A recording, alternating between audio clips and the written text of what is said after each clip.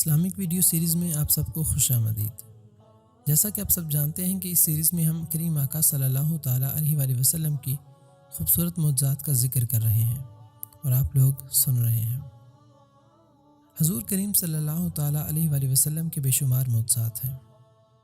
رب کریم نے آپ کو معجزے دے کر نہیں بلکہ معجزہ بنا کر بھیجا ہے، اس میں کوئی شک نہیں ہے۔ حضور کریم صلی اللہ تعالیٰ علیہ وآلہ وسلم کے معجزات میں سے ایک معجزہ پتھروں اور درختوں کا حضور کریم صلی اللہ تعالیٰ علیہ وآلہ وسلم سے مخاطب ہونا اور انہیں سلام پیش کرنا بھی ہے۔ حضور نبی کریم صلی اللہ تعالیٰ علیہ وآلہ وسلم کی شان اور نبوت کی دلیل یہ بھی ہے کہ پتھر، درخت، چرند اور پرند ہر کوئی اللہ عز و جل کے حکم سے آپ علیہ الصلوۃ والسلام کو سلام کرتے تھے۔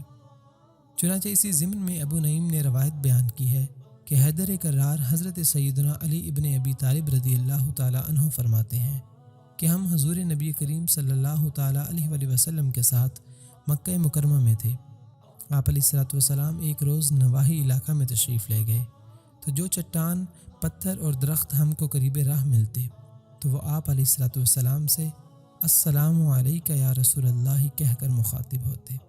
سبحان اللہ۔